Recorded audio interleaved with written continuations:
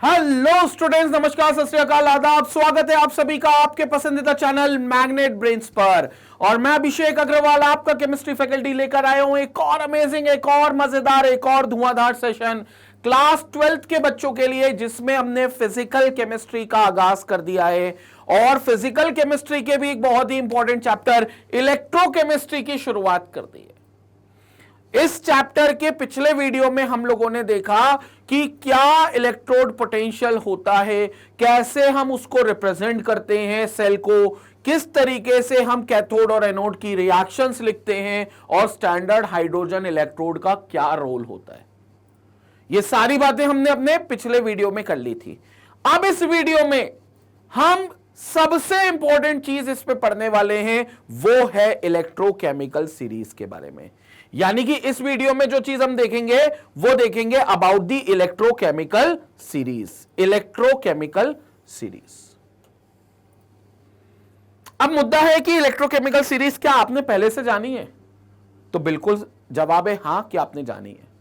याद करो 10th class, जिसमें एक डिस्प्लेसमेंट रिएक्शन होती थी और उसमें आप कहते थे कि सर इसमें एक एलिमेंट, प्रिसाइसली मेटल, किसी दूसरे मेटल को जो उसमें सॉल्ट बनाकर रह रहा है उस मेटल को डिस्प्लेस कर देता था।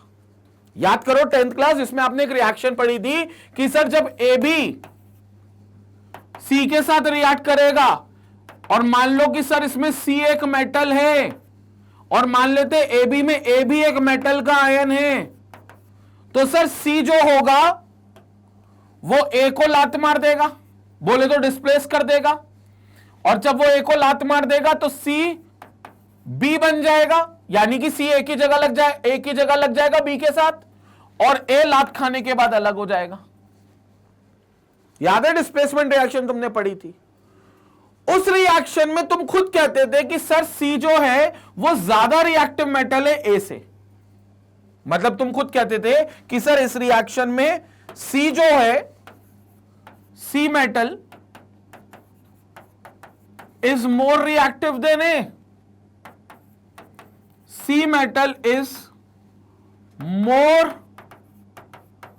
reactive than A, और इसलिए C A को लात मार देता है।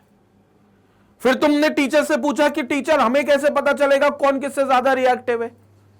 मतलब चलो एक या दो मेटल होते तो समझ लेते, लेकिन मेटल तो इतने सारे, तो हमें कैसे पता चलेगा भाई कि कौन सा मेटल किससे ज्यादा रिएक्टिव है? तो फिर तुम्हें टीचर ने एक बड़ी सी सुंदर सी रिएक्टिविटी सीरीज दी होगी, कुछ इस तरीके से वो दिख रही होगी। याद है वो reactivity series? Potassium, sodium, calcium, magnesium, aluminium, zinc, iron, tin, lead, hydrogen, copper, mercury, silver और गोल्ड, ऐसी सीरीज दी होगी। हालांकि इसमें पूरे मेटल नहीं थे, मतलब जो 10th क्लास में आपको सीरीज दी गई थी उसमें पूरे मेटल नहीं थे, बट हां 10th क्लास के हिसाब से जितने मेटल वहां जरूरी थे वो लगभग सारे मेटल थे। और उनने ये सीरीज देकर कहा था टीचर ने कि जो मेटल रिएक्टिविटी सीरीज में नीचे है वो अपने से ऊपर वालों से कम रिएक्टिव है। मतलब ऊपर वाले ज्यादा रिएक्टिव है और नीचे वाले कम रिएक्टिव है इस सीरीज में। जैसे पोटेशियम सबसे ऊपर है तो ये रिएक्टिव हो गया, फिर इससे कम सोडियम है, उससे कम कैल्शियम है, उससे कम मैग्नीशियम है। मतलब ये डिक्रीजिंग ऑर्डर ऑफ रिएक्टिविटी है।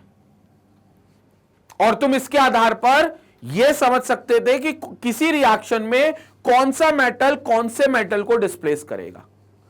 क्लियर बात थी कि अगर इसी को ऑर्डर में मानूं डिक्रीजिंग ऑर्डर में, तो जो ऊपर वाला मेटल है वो अपने से नीचे वाले मेटल को डिस्प्लेस कर सकता है, ऊपर वाला मेटल नीचे वाले मेटल को डिस्प्लेस कर सकता है।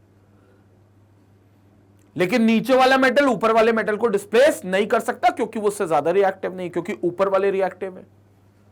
और फिर तुमने सारी डिस्प्लेसमेंट रिएक्शंस को अंजाम दिया इस रिएक्टिविटी सीरीज के दम पर। इस रिएक्टिविटी सीरीज के दम पर तुमने पूरी रिएक्टिविटी सीरीज को अंजाम दिया। क्लियर हो गया? लेकिन अब यहां पर दिक्कत है, अब यहां पर तुम्हें समझना है कि ये रिएक्टिविटी सीरीज तुमने 10th क्लास में पढ़ तो ली थी, लेकिन कभी तुमने टीचर से पूछा कि मैम ये रिएक्टिविटी सीरीज किस आधार पे बनी है? हमें यह कैसे पता कि calcium is more reactive than magnesium, और magnesium is more reactive than aluminium और aluminium is more reactive than zinc और zinc is more reactive than iron. हमें यह कैसे पता चला? मतलब इसके पीछे कुछ एक्सपेरिमेंट कराया होगा, इसके पीछे कोई प्रैक्टिकल किया होगा और उस प्रैक्टिकल पे यह समझ आया होगा कि फलाना मेटल फलाने मेटल से ज्यादा रिएक्टिव है। तो मैडम वो एक्सपेरिमेंट क्या है, वो एक्टिविटी क्या है जो लैब में की गई थी, वो अब हमारे इस 12th क्लास के इलेक्ट्रोकेमिस्ट्री में बताई गई है, क्योंकि वो 10th में नहीं बता सकते थे, जूनियर क्लास थी ना। अब वो हम समझेंगे, वो इलेक्ट्रोकेमिस्ट्री में हमें पता चलेगा जब हम इलेक्ट्रोकेमिकल सीरीज नाम का टॉपिक पढ़ेंगे कि वो कौन सी एक्टिविटी थी जिसके दम पर ये रिएक्टिविटी सीरीज बना दी गई तुमको, वो कौन से एक्सपेरिमेंट के तहत, वो कौन से एक्सपेरिमेंट के थ्रू ये पता चला कि ऊपर वाला मेटल जो है ये होना चाहिए, ये इससे रिएक्टिव है, ये उससे कम रिएक्टिव है, ये सबसे कम रिएक्टिव है, ये कैसे पता चला? तो वो चीज का समय अब आ गया है। और वो प्रैक्टिकल, वो एक्टिविटी तुम ऑलरेडी देख भी चुके हो पिछले वीडियो में। क्या था उसमें? हम मेटल को शी से कनेक्ट करते थे, एक मेटल के अरेंजमेंट को शी से कनेक्ट करते थे और सेल पोटेंशियल निकालते थे, इलेक्ट्रोड पोटेंशियल निकालते थे, not cell potential, electrode potential निकालते थे। बस अब क्या करना है, हर मेटल को शी से कनेक्ट करके देखना, यही एक्टिविटी है, यही वो प्रैक्टिकल है कि हर मेटल को तुम शी से कनेक्ट करोगे और शी से कनेक्ट करने के बाद उस मेटल का जो भी इलेक्ट्रोड पोटेंशियल निकलेगा, उस मेटल का जो भी इलेक्ट्रोड पोटेंशियल निकलेगा, वो वैल्यू को तुम एक पर्टिकुलर ऑर्डर में अरेंज करोगे हर मेटल्स की। जिंक का इलेक्ट्रोड पोटेंशियल निकाला, लिख लिया, कॉपर का निकाला, लिख लिया, आयरन का निकाला, लिख लिया, मैग्नीशियम का निकाला, लिख लिया, लिथियम का निकाला, लिख लिया, सोडियम का निकाला, लिख लिया। सबको शी से कनेक्ट करना है और शी से कनेक्ट करने के बाद सारे पोटेंशियल्स को लिखना है और सारे पोटेंशियल्स को लिखने के बाद उनको एक ऑर्डर में अरेंज करना है। ऑर्डर कोई सा भी हो, इंक्रीजिंग या डिक्रीजिंग, दो ही ऑर्डर हो सकते, तुम्हारी मर्जी, तुम जिसमें अरेंज करना चाहो। उस ऑर्डर में अरेंज करने के बाद अब वो एक सीरीज बन गई जिसको कुछ नहीं, इलेक्ट्रोकेमिकल सीरीज बोल दिया गया, जिसको क्या बोल दिया गया? Simple electrochemical series. चर्चा करते हैं इलेक्ट्रोकेमिकल सीरीज पर, लेकिन इतनी कहानी समझ में आई? ये कुछ नहीं है, ये तुमने 10th क्लास में जो सीरीज पढ़ी थी ये वही सीरीज है, बस इलेक्ट्रोकेमिकल सीरीज वही है 10th क्लास वाली, बस इसमें हम कुछ और मेटल और जोड़ेंगे क्योंकि थोड़े कम मेटल है 12th के हिसाब से, तो कुछ और मेटल भी जोड़ेंगे। दूसरी बात, यहां पर 10th पर हमें नहीं पता था कि कैसे ये सीरीज आई है, कैसे पोटेशियम ऊपर है, फिर उसके नीचे सोडियम है, फिर उसके नीचे कैल्शियम है, क्यों रखा है इनको, किस दम पे रखा है, किस आधार पे इसको रखा है, तो वो आधार हम अभी समझेंगे। क्लियर हो गया? लपक के स्क्रीनशॉट ले, आगे चर्चा करते हैं।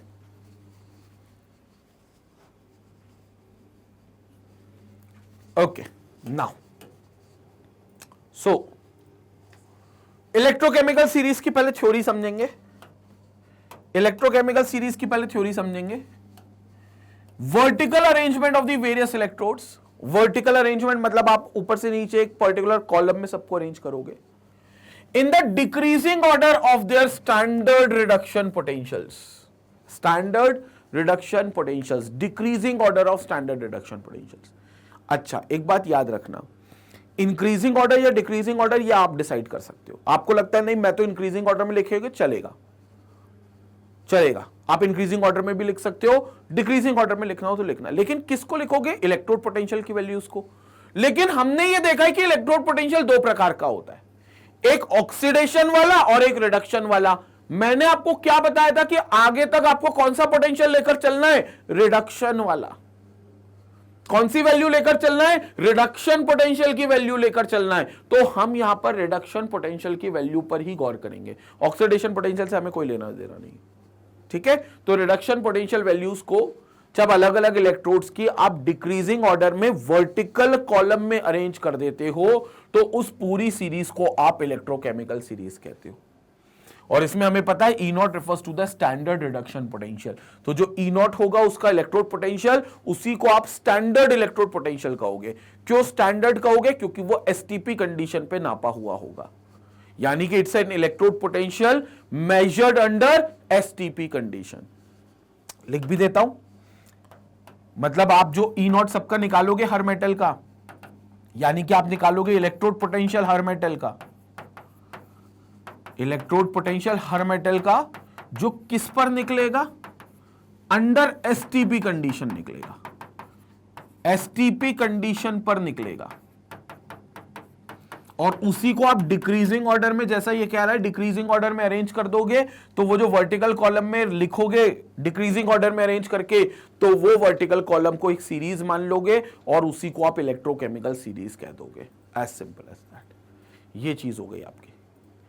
और सबका इलेक्ट्रोड पोटेंशियल कैलकुलेट कैसे होगा, शी से कनेक्ट कर करके, स्टैंडर्ड हाइड्रोजन इलेक्ट्रोड से कनेक्ट कर करके, और सबकी वैल्यूज आपको वोल्टमीटर में आ जाएंगी, जो उस मेटल के कंटेनर और शी के बीच में लगा होगा एक वायर में।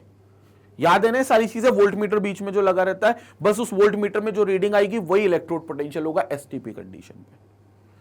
क्लियर हो गया। और हर मेटल जितने तुम्हें लगता है कि ये हमारे इलेक्ट्रोकेमिकल सीरीज में होने चाहिए, वो सब मेटल को तुम निकाल शी से कनेक्ट करके वोल्टमीटर की रीडिंग निकाल सकते हो, कोई दिक्कत की बात नहीं है। स्क्रीनशॉट लें, आगे चर्चा करते हैं।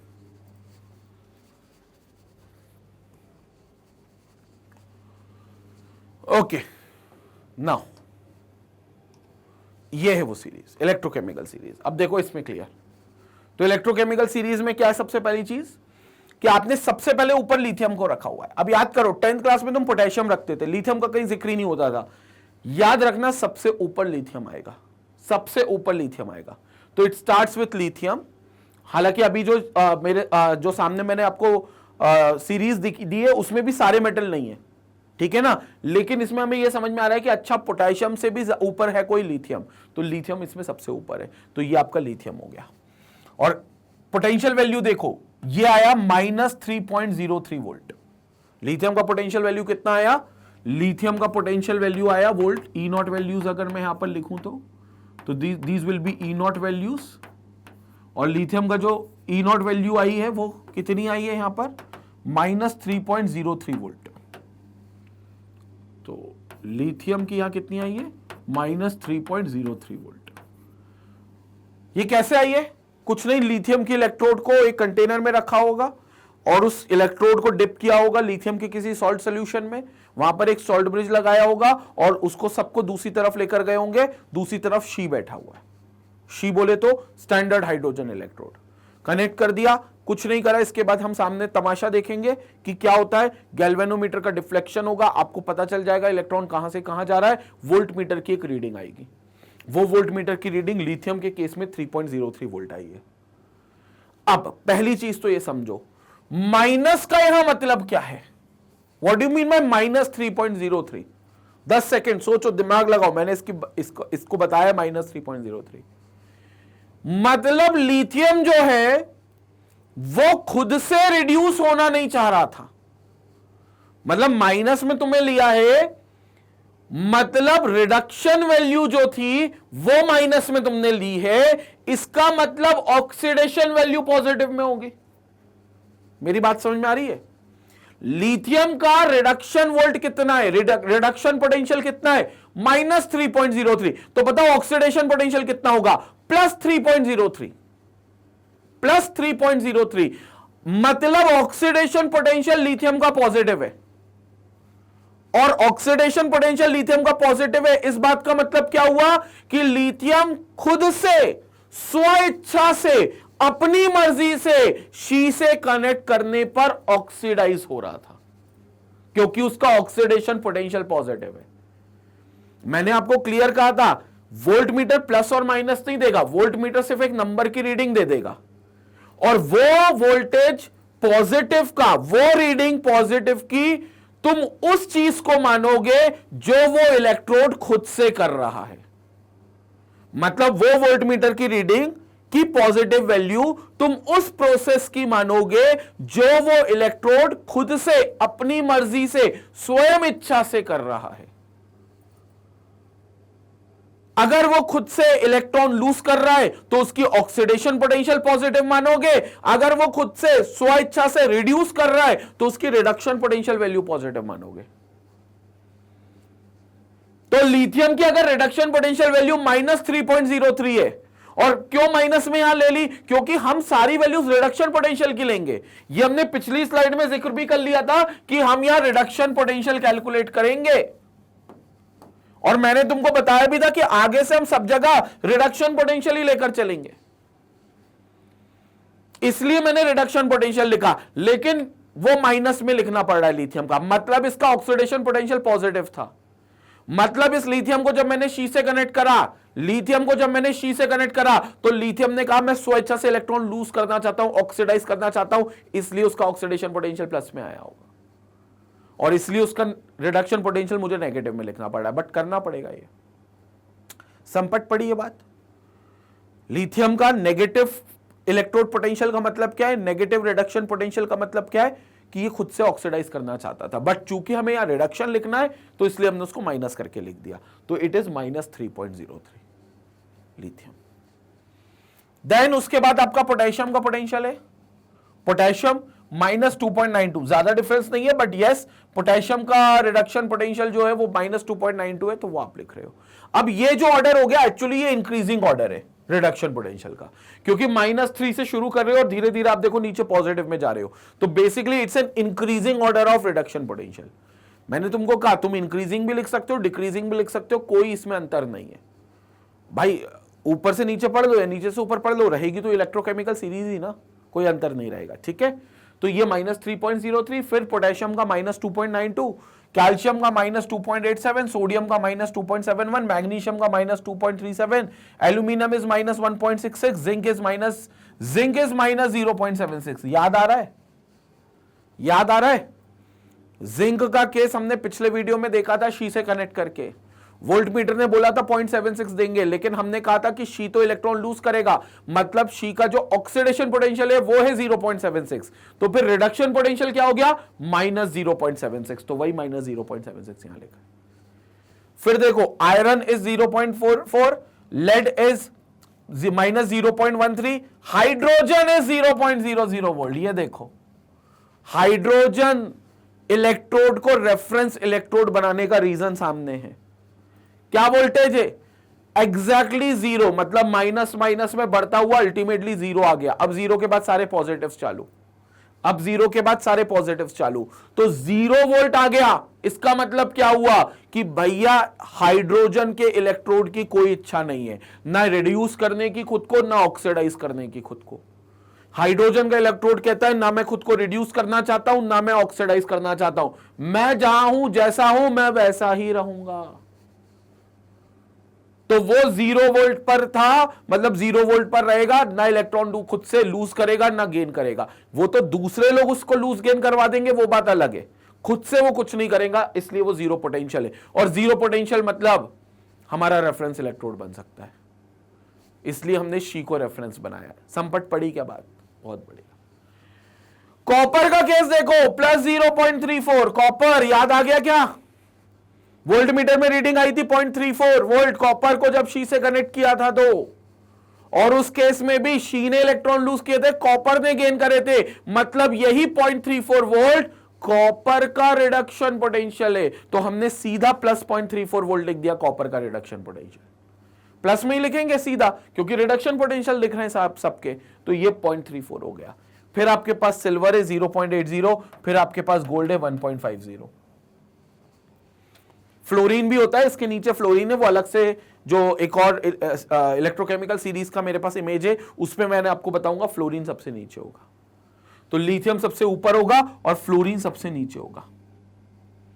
अब मेरे को बताओ लिथियम का रिडक्शन पोटेंशियल सबसे कम है, इस बात का मतलब क्या हुआ, इस बात का मतलब क्या हुआ, लिथियम का रिडक्शन पोटेंशियल सबसे कम है, इस बात का मतलब क्या हुआ कि सर लिथियम का खुद से रिड्यूस करने की इच्छा, खुद से इलेक्ट्रॉन को गेन करने की इच्छा, क्योंकि रिडक्शन मतलब गेन ऑफ इलेक्ट्रॉन, मतलब लिथियम का खुद से इलेक्ट्रॉन को गेन करने की इच्छा नहीं है। अगर होती तो ये नेगेटिव नहीं होता, ये पॉजिटिव होता। क्लियर हो गया। और इनफैक्ट सबसे खराब इच्छा है उसकी खुद से इलेक्ट्रॉन गेन करने की, सबसे खराब, क्योंकि नेगेटिव में भी सबसे बड़ा नंबर है -3, 3 से बड़ा कुछ नहीं है नेगेटिव में। क्लियर हो गया? फिर कम हो रहा है, देखो नेगेटिव में कम हो रहा है, मतलब ओवरऑल बढ़ रहा है बट नेगेटिव में कम हो रहा है, -2.92, -2.87, -2.71। तो लिथियम का -3.03 वोल्टेज यह बताता है कि सर लिथियम किसी कीमत पर अच्छे से खुद को रिड्यूस नहीं करना चाहता, रिड्यूस नहीं चाहता वो खुद को करना, रिडक्शन चाहता ही नहीं है कि वो रिड्यूस हो, वो चाहता ही नहीं है इलेक्ट्रॉन को गेन करे। और जितनी बेकार से वो खुद को रिड्यूस करने की इच्छा रखता है, इसका मतलब उतने अच्छे से खुद को ऑक्सीडाइज करने की इच्छा रखेगा। क्योंकि जो इलेक्ट्रॉन को गेन अच्छे से नहीं कर रहा, इसका मतलब 100% यह है कि वो इलेक्ट्रॉन को लूज अच्छे से कर सकता है। और लूज करना बोले तो ऑक्सीडाइज करना, मतलब लिथियम खुद को बहुत अच्छा ऑक्सीडाइज कर सकता है। लिथियम खुद को बहुत अच्छा ऑक्सीडाइज कर सकता है। तो इसका मतलब है lithium can oxidise itself, so it can excellently oxidise itself, it can oxidise itself, बहुत अच्छे से ऑक्सीडाइज कर सकता है। मेरे को बताओ जो खुद को ऑक्सीडाइज करेगा, 10th क्लास में भी तुमने रेडॉक्स पढ़ी है, 11th में भी तुमने रेडॉक्स रिएक्शन नाम का चैप्टर पढ़ा है। जो इंसान खुद को, जो एलिमेंट खुद को ऑक्सीडाइज करेगा, वो किसी दूसरे को तो रिड्यूस कर सकता है ना। जो खुद को ऑक्सीडाइज कर सकता है वो किसी दूसरे को क्या करेगा? रिड्यूस करेगा। क्योंकि अगर मैं खुद को ऑक्सीडाइज कर रहा हूं, मतलब मैं खुद के अंदर से अच्छे से इलेक्ट्रॉन निकाल सकता हूं। तो मैं जब खुद के अंदर से अच्छे से इलेक्ट्रॉन निकाल सकता हूं, तो किसी और को अच्छे से इलेक्ट्रॉन वो दे सकता हूं, मतलब क्योंकि मैं निकाल रहा हूं तो कोई तो गेन करेगा ना। तो अगर मैं बहुत अच्छे से अपने अंदर से इलेक्ट्रॉन निकाल रहा हूं, तो भाई साहब कोई और है जो मेरे निकाले गए इलेक्ट्रॉनों को गेन कर रहा होगा, तो मैं उसके लिए मदद कर रहा हूं। और वो गेन कर रहा है मतलब वो खुद को रिड्यूस कर रहा है, तो उसके रिड्यूस करने में, उसको खुद के रिड्यूस करने में मैं उसकी मदद कर रहा हूं।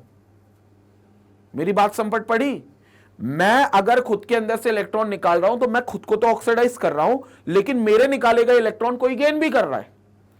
और मैं अगर अच्छे से इलेक्ट्रॉन निकालता हूं तो वो अच्छे से गेन करेगा, और वो गेन करेगा तो वो रिड्यूस करेगा खुद को।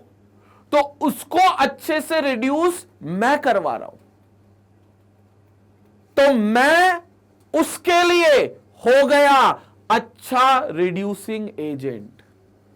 मैं उसके लिए हो गया अच्छा रिड्यूसिंग एजेंट, क्योंकि मैं उसको बड़े अच्छे से इलेक्ट्रॉन दे सकता हूं, क्योंकि मेरी इलेक्ट्रॉन को निकालने की इच्छा अच्छी है।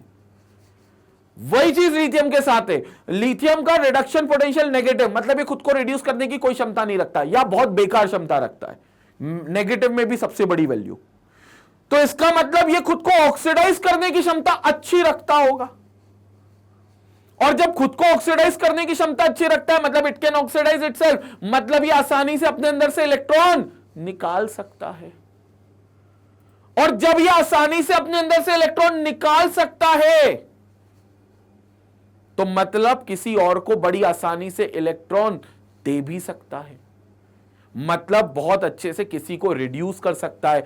इसलिए यह बहुत अच्छा रिड्यूसिंग एजेंट होगा। मतलब लिथियम हमारे लिए पूरी सीरीज में, इनफैक्ट दुनिया के सारे मेटल में, इनफैक्ट दुनिया के सारे मेटल में बेस्ट रिड्यूसिंग एजेंट की तरह बिहेव कर सकता है, बेस्ट रिड्यूसिंग एजेंट की तरह बिहेव कर सकता है। देखो इलेक्ट्रोकेमिकल सीरीज के फायदे, देखो ये इलेक्ट्रोकेमिकल सीरीज के फायदे, मतलब तुम्हें सिर्फ सीरीज से ये नहीं देखना कि कौन सा मेटल किससे ज्यादा रिएक्टिव है, कौन सा मेटल किससे कम रिएक्टिव है, बल्कि तुम्हें यह भी देखने को मिल रहा है कि अच्छा कौन स्ट्रॉन्गेस्ट रिड्यूसिंग एजेंट है और कौन वीकेस्ट है। बेस्ट की जगह तुम स्ट्रॉन्गेस्ट बोल दो, क्योंकि यहां थोड़ी ना कोई कंपटीशन चल रहा है दो लोगों में। ये तो अपन बेस्ट की जगह क्या बोल देंगे? स्ट्रॉन्गेस्ट बोल देंगे। तो it's a strongest reducing agent. समझ में आया? स्ट्रॉन्गेस्ट रिड्यूसिंग एजेंट है। इसलिए तुम लिथियम को या लिथियम से युक्त किसी कंपाउंड को, लिथियम एल्यूमिनियम हाइड्राइड हो गया, लिथियम फ्लोराइड हो गया, तो ये सारे जो कंपाउंड्स होते हैं ये बहुत अच्छे किसकी तरह बिहेव कर सकते? स्ट्रॉन्ग रिड्यूसिंग एजेंट की तरह बिहेव कर सकते। That is why they are strongest reducing agent. संपट पड़ी क्या बात? और जैसे जैसे तुम नीचे आओगे तो खुद को रिड्यूस करने की क्षमता, तो जैसे जैसे तुम नीचे आओगे तो ये खुद को ऑक्सीडाइज जो कर रहे थे वो क्षमता कम करेंगे, वो क्षमता कम करेंगे, क्योंकि वैल्यू कम हो रही है रिडक्शन पोटेंशियल, मतलब नेगेटिव में कम हो रही है, मतलब ओवरऑल बढ़ रही है कहना चाहिए। तो ओवरऑल वैल्यू बढ़ रही है रिडक्शन पोटेंशियल की, ये माइनस में नीचे जाते जाते पॉजिटिव हो रहे हैं, तो मतलब वो अपने आप को ऑक्सीडाइज करने की जो क्षमता दिखाते थे उससे कम कर रहे हैं। मेरी बात समझ में आ रही है? रिडक्शन पोटेंशियल ऊपर वाले नेगेटिव है, नीचे जाते जाते पॉजिटिव हो रहे हैं, मतलब रिड्यूस होने की क्षमता बढ़ रही है, रिडक्शन पोटेंशियल बढ़ रहा है, मतलब खुद को अब रिड्यूस करने की क्षमता वो लोग बढ़ा रहे हैं।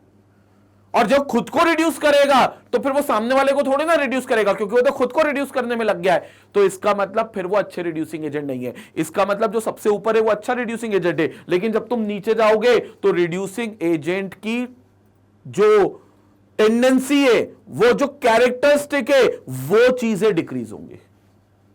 तो नीचे जाते हुए रिड्यूसिंग एजेंट का कैरेक्टर डिक्रीज होगा, ये चीज होगी, या रिड्यूसिंग एक्टिविटीज को बोलते हो, वो रिड्यूसिंग एक्टिविटी डिक्रीज होगी। तो नीचे जाते हुए reducing activity will decrease, reducing activity decreases. अगर इस ऑर्डर में लिखा है तो नीचे से ऊपर पढ़ोगे तो रिड्यूसिंग एक्टिविटी इंक्रीजेस, नीचे से ऊपर में रिड्यूसिंग एक्टिविटी इंक्रीजेस। अब तुम देख लो तुम कैसे पढ़े हो, ये वैल्यूज को ध्यान रखना, तो उस हिसाब से अपन एक चीज करेंगे। क्लियर हुआ? तो यहां से आप क्या कर रहे हो, ऊपर वाला बेस्ट रिड्यूसिंग एजेंट है, लेकिन जैसे जैसे नीचे आओगे आपको बेकार रिड्यूसिंग एजेंट्स मिलेंगे, अच्छे रिड्यूसिंग एजेंट्स नहीं होंगे। तो इसमें लिथियम को हम स्ट्रॉन्गेस्ट रिड्यूसिंग एजेंट का दर्जा देंगे कि भैया लिथियम तुम हो या तुम्हारा कोई भी कंपाउंड अगर होता है नॉर्मली, तो वो अच्छा रिड्यूसिंग एजेंट साबित होगा, बेस्ट रिड्यूसिंग एजेंट होगा। अब इसके बाद जो केस आएगा वो किसका आएगा, सबसे नीचे वाले का। हालांकि इसमें सबसे नीचे गोल्ड है, बट मैं बता दूं गोल्ड से नीचे भी जाओगे, अभी आगे मैं बताऊंगा अगली स्लाइड में, तो वहां पर आपको फ्लोरीन मिलेगा सबसे नीचे, जिसका रिडक्शन पोटेंशियल सबसे ज्यादा होगा पॉजिटिव में, समवेयर अराउंड प्लस 2.87 होता है। तो फ्लोरीन का मैं रिडक्शन पोटेंशियल आगे बताऊंगा, समवेयर अराउंड प्लस 2.87 होता है, ये सबसे ज्यादा है। इसका सबसे कम है -3 में, इसका सबसे ज्यादा है प्लस में। तो फ्लोरीन का रिडक्शन पोटेंशियल सबसे ज्यादा है, मतलब फ्लोरीन खुद को बहुत अच्छे से, फ्लोरीन खुद को बहुत अच्छे से रिड्यूस करना चाहता है, क्योंकि उसका रिडक्शन पोटेंशियल ज्यादा है। सिंपल, मेरा रिडक्शन पोटेंशियल कम है तो मैं खुद को रिड्यूस करना नहीं चाहता, तभी तो मेरा पोटेंशियल रिड्यूस होने का कम है। मेरा रिडक्शन पोटेंशियल ज्यादा है, मतलब मेरा खुद को रिड्यूस करने का पोटेंशियल ज्यादा है, मतलब मैं अच्छा रिड्यूस कर सकता हूं, मैं खुद को अच्छा रिड्यूस कर सकता हूं।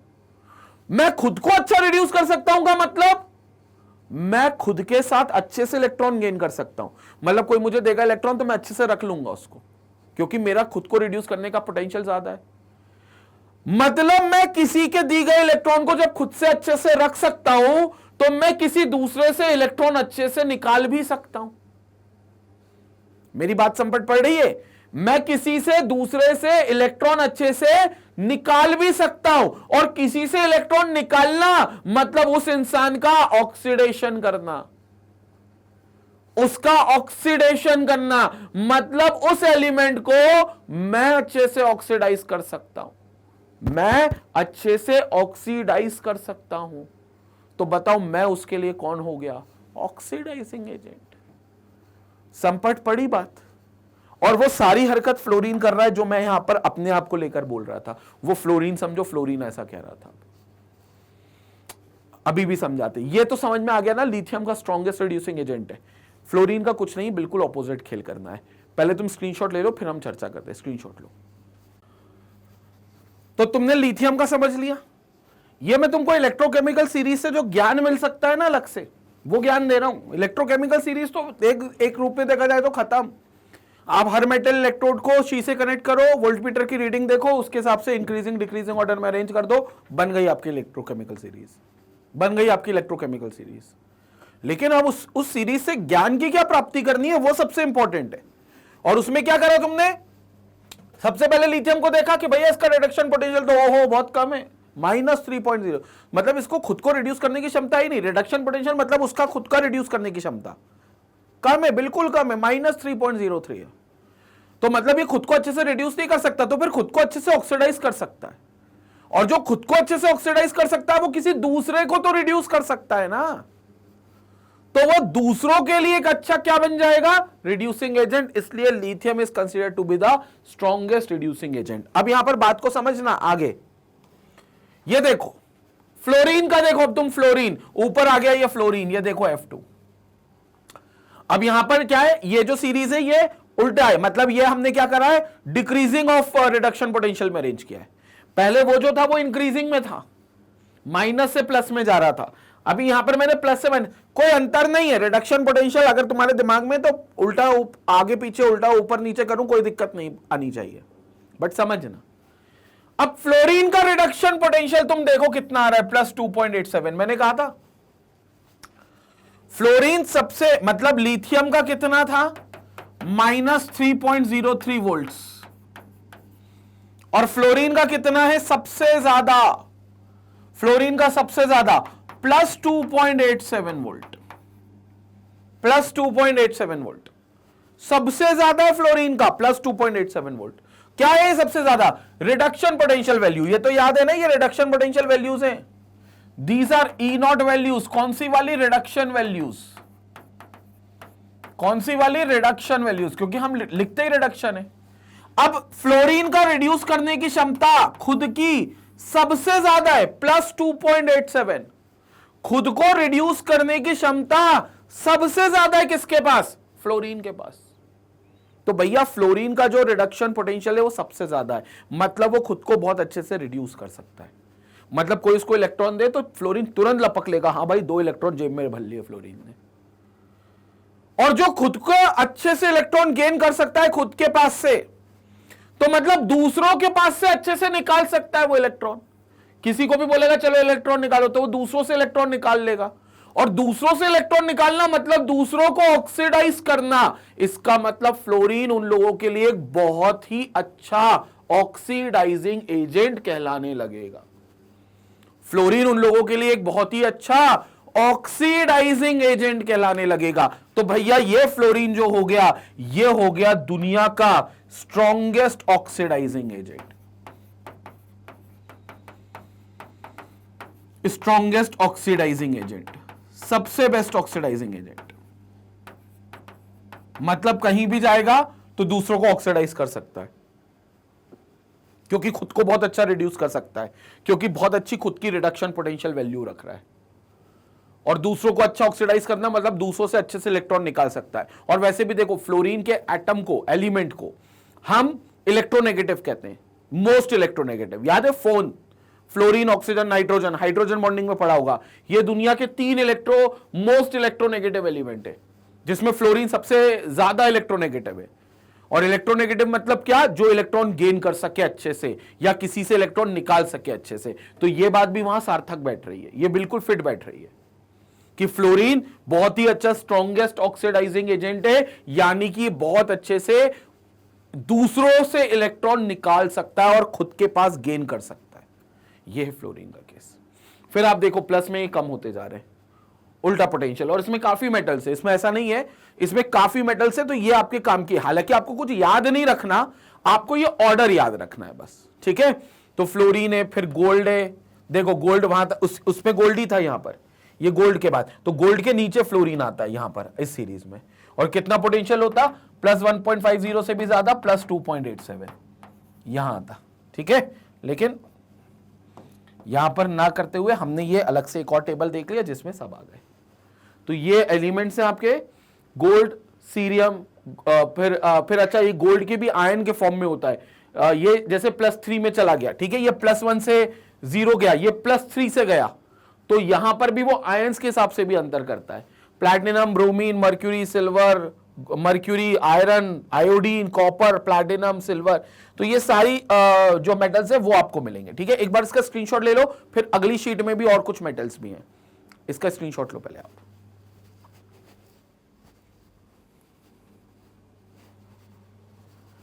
नाउ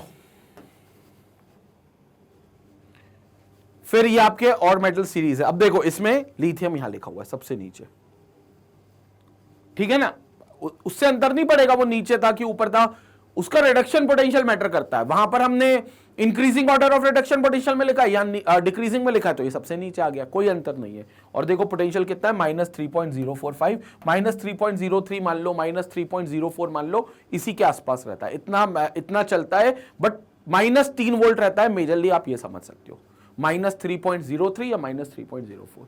हाइड्रोजन को ढूंढो, हाइड्रोजन कहां, ये दिख गया हाइड्रोजन, ये देखो हाइड्रोजन, ये रहा, इसमें हाइड्रोजन ये रहा, ये देखो हाइड्रोजन ये रहा।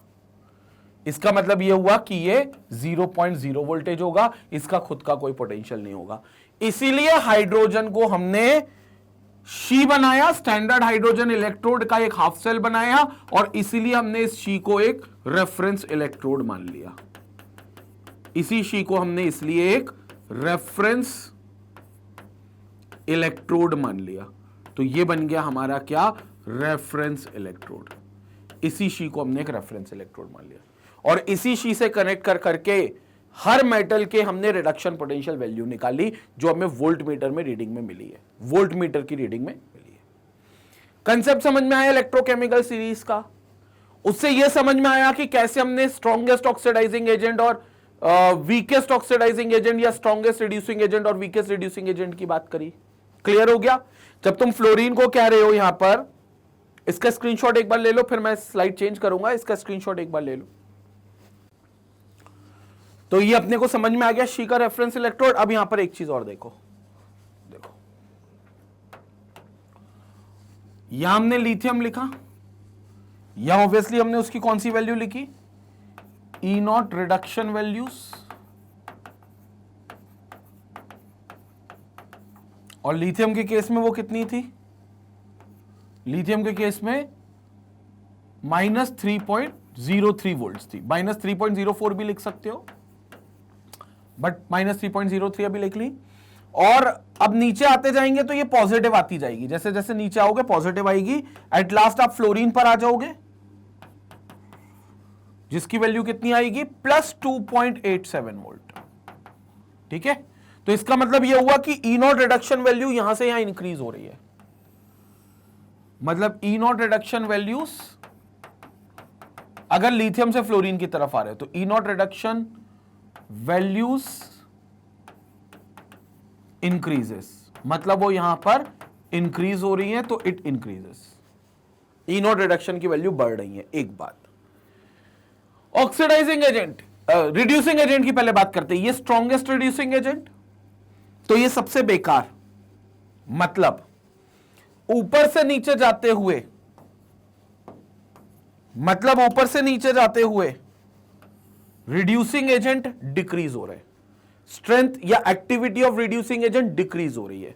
तो एक और स्टार बनाकर, मतलब एक और ट्रेंड पढ़ रहे हैं हम इसमें, activity of reducing agent decreases.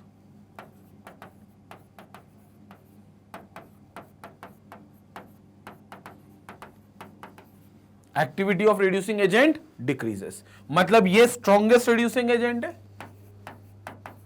Strongest reducing agent है, और ये वाला आपका वीकेस्ट होगा।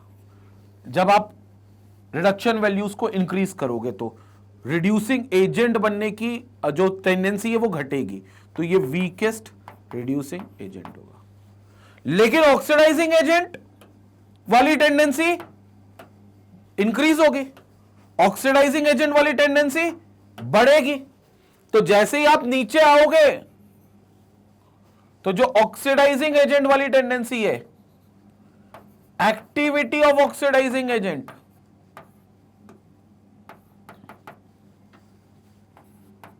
एक्टिविटी ऑफ ऑक्सीडाइजिंग एजेंट क्या होगा, ये इंक्रीज होगा। इसका मतलब ऊपर वाले अच्छे ऑक्सीडाइजिंग एजेंट नहीं है, अगर रिडक्शन वैल्यू क्या हो रही है, बढ़ रही है, तो रिडक्शन वैल्यू, अगर तुमने इसका ऑर्डर बदल दिया तो ये पूरा ट्रेंड अपोजिट हो जाएगा। ठीक है, वो तुम देख लेना, लिथियम से शुरू करना है, फ्लोरीन की तरफ जाना है, तो ये ट्रेंड फॉलो करना है। तो अब क्या होगा, activity of oxidising agent increases, तो लिथियम क्या हो गया, वीकेस्ट ऑक्सीडाइजिंग एजेंट हो गया। तो ये क्या हो गया आपका, वीकेस्ट ऑक्सीडाइजिंग एजेंट, जबकि फ्लोरीन क्या हो गया आपका, स्ट्रॉन्गेस्ट ऑक्सीडाइजिंग एजेंट। फ्लोरीन क्या हो गया आपका, स्ट्रॉन्गेस्ट ऑक्सीडाइजिंग एजेंट। क्लियर हो गया। और इसीलिए ये रिएक्टिविटी सीरीज में आए, क्योंकि लिथियम कहता है कि भैया मैं बहुत अच्छे से इलेक्ट्रॉन निकाल सकता हूं, तो हम बोलेंगे लिथियम तुम सबसे ज्यादा रिएक्टिव हो। फिर पोटेशियम बोलता है मैं भी निकाल सकता हूं लेकिन लिथियम से कम टेंडेंसी रखता हूं, क्योंकि जो लिथियम था वो था -3.03 और जो पोटेशियम था वो था -2.97। ठीक है, तो पोटेशियम की टेंडेंसी जो है इलेक्ट्रॉन लूज करने की या रिडक्शन पोटेंशियल थोड़ा ज्यादा है, मतलब खुद को रिड्यूस करने की क्षमता हल्की सी बढ़ गई, मतलब फिर खुद के अंदर से इलेक्ट्रॉन निकालने वाली इच्छा हल्की सी कम हो गई। क्लियर हो गया। इसलिए लिथियम अच्छे से इलेक्ट्रॉन निकाल सकता है, अच्छे से ऑक्सीडाइज कर सकता है, इसलिए इसका रिडक्शन का खुद को करने का पोटेंशियल सबसे कम है।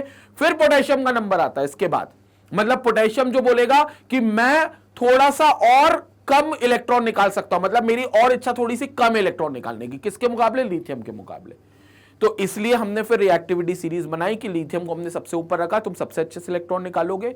फिर पोटेशियम तुमको रखते हैं, तुम उससे थोड़ा सा कमजोर हो लेकिन तुम भी इलेक्ट्रॉन निकालोगे। फिर हमने रखा पोटेशियम को कि पोटेशियम तुम लिथियम और सोडियम को कि तुम सोडियम, लिथियम और पोटेशियम दोनों से कमजोर हो।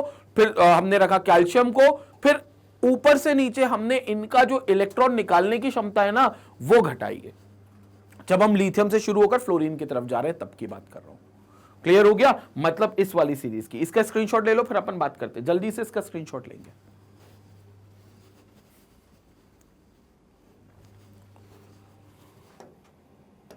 मतलब इस वाली टेंडेंसी की, ये टेंडेंसी की। क्लियर हो गया। तो यहां पर आप देखो लिथियम सबसे अच्छे से इलेक्ट्रॉन निकाल सकता है, फिर पोटेशियम बोलता है मैं उससे कम इलेक्ट्रॉन निकाल सकता हूं, कम टेंडेंसी से। फिर हमने पोटेशियम को नीचे रखा, फिर कैल्शियम को, फिर सोडियम। इस तरीके से हमने ये ऑर्डर बनाया है और इसी आधार पर रिएक्टिविटी सीरीज बनाई है, इसी आधार पर रिएक्टिविटी सीरीज बनाई है। तो ये पहली चीज है जो आपको मतलब ये एक चीज है जो आपको इलेक्ट्रोकेमिकल सीरीज से ज्ञान देती है।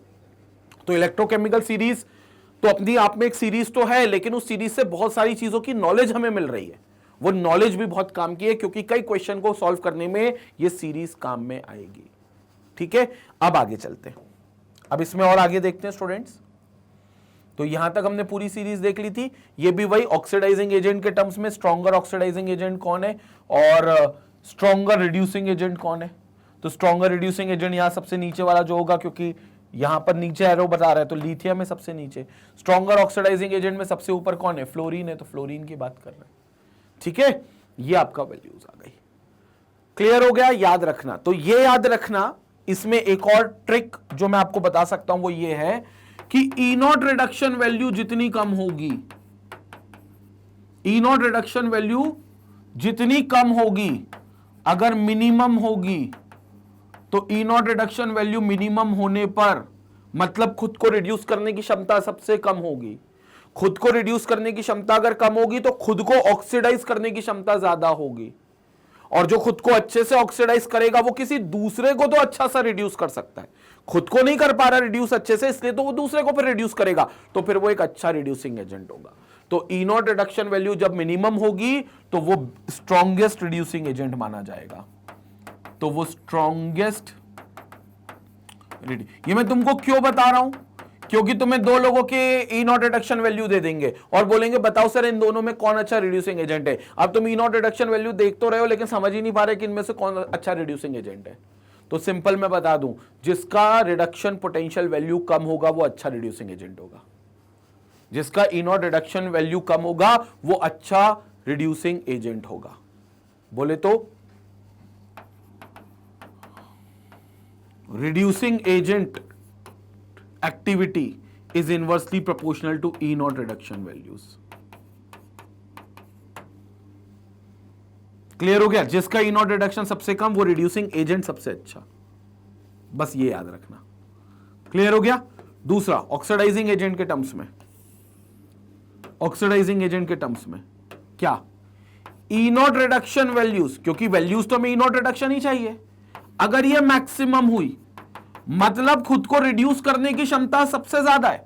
ई नॉट रिडक्शन मतलब रिडक्शन पोटेंशियल मैक्सिमम, मतलब खुद को रिड्यूस करने का पोटेंशियल सबसे ज्यादा, तो मतलब दूसरे को ऑक्सीडाइज करने का पोटेंशियल सबसे ज्यादा, क्योंकि मैं अगर खुद को अच्छे से रिड्यूस कर रहा हूं तो दूसरे को अच्छे से ऑक्सीडाइज भी कर सकता हूं, तो दूसरे के लिए मैं अच्छा ऑक्सीडाइजिंग एजेंट। तो अगर ई नॉट रिडक्शन मैक्सिमम है तो इसका मतलब वो स्ट्रॉन्गेस्ट ऑक्सीडाइजिंग एजेंट है,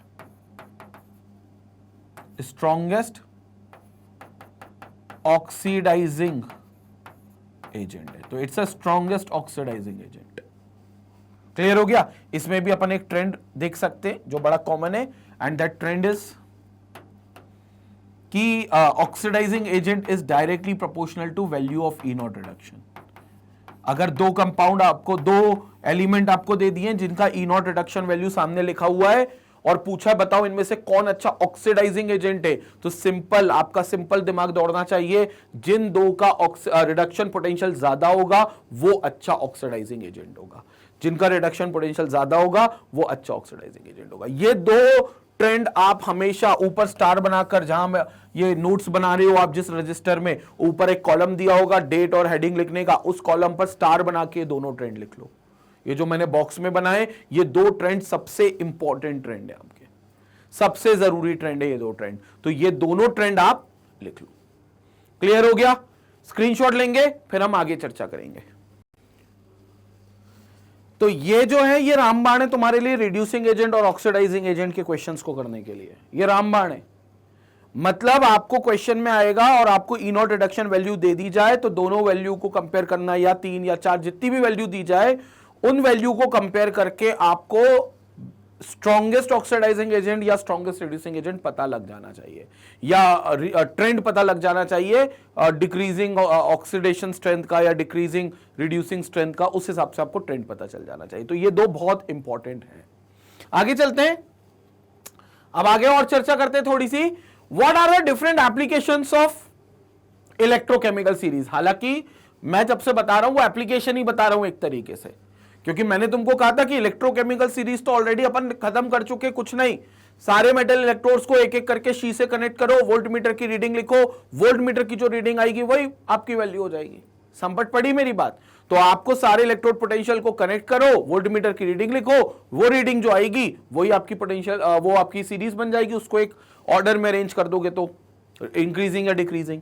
और एप्लीकेशन हमने उसके बाद देखी, ऑक्सीडाइजिंग एजेंट पता कर रहे हैं, रिड्यूसिंग एजेंट पता कर रहे हैं, इसके अलावा भी कुछ एप्लीकेशन है उसका भी जिक्र करते हैं। तो पहली application relative oxidising and reducing capacity, बात कर चुके हैं ये वाली। Greater the reduction potential more easily is the substance reduced and stronger will be the oxidizing agent. तो मैंने तुमको बताया था ऑक्सीडाइजिंग एजेंट की strength is directly proportional to E not reduction value. जितनी ई नॉट रिडक्शन वैल्यू ज्यादा होगी oxidising agent उतना बेहतर होगा, उतना अच्छा होगा। और यहां क्या लिखा हुआ है, lower the reduction potential more easily is the substance oxidized and stronger will be the reducing agent। जितना कम रिडक्शन पोटेंशियल होगा उतना अच्छा वो सब्सटेंस, जितना कम रिडक्शन पोटेंशियल होगा उतना इजीली वो सब्सटेंस खुद को ऑक्सीडाइज कर सकता है, मतलब उतना अच्छा वो रिड्यूसिंग एजेंट होगा। तो इसका मतलब क्या हुआ, जितना रिडक्शन पोटेंशियल कम उसका खुद को रिड्यूस करने की क्षमता कम, मतलब खुद को ऑक्सीडाइज करने की क्षमता ज्यादा। खुद को ऑक्सीडाइज करने की जिसकी क्षमता ज्यादा उसकी दूसरे को रिड्यूस करने की क्षमता भी ज्यादा, मतलब वो एक अच्छा रिड्यूसिंग एजेंट। तो अच्छे रिड्यूसिंग एजेंट का रिडक्शन पोटेंशियल हमेशा कम होना चाहिए। तो reducing agent is inversely proportional to E not reduction value, मतलब जितना ई नॉट रिडक्शन वैल्यू कम होगा उतना रिड्यूसिंग एजेंट अच्छा होगा। लिथियम का सबसे कम होता है, माइनस में होता है 3.03, तो इसलिए वो सबसे अच्छा रिड्यूसिंग एजेंट है। तो ये वही चीज है जो मैंने अभी आपको बताई है, जो रामबाण मैंने आपको दिया है वही दोबारा लिखा है और कुछ नहीं किया है। संपट पड़ी क्या बात, जल्दी से स्क्रीनशॉट लेंगे, इसके बाद आगे चलते हैं। नाउ ये तो पहली एप्लीकेशन हो गई जिसको हम पहले भी देख चुके हैं। Second application, calculation of electrode potential. आपको दो वोल्टेज दे दिए हैं, दो क्या, आपने पूरे मेटल के वोल्टेज लिख लिए। अब कुछ मत करो, E naught cathode minus E naught anode कर दो, मतलब E not reduction minus E naught oxidation कर दोगे तो आपको ई नॉट सेल मिल जाएगा। क्या मिल जाएगा? ई नॉट सेल, यानी कि पूरे सेल का पोटेंशियल। ये फॉर्मूला हमने डिराइव भी किया था, E naught cathode minus E naught anode, E naught right hand side minus E naught left hand side. ये फॉर्मूला हमने डिराइव भी किया था। तो पूरे सेल का पोटेंशियल आप निकाल सकते हो। कैसे निकाल सकते हो? देख लो, पहले देख लो।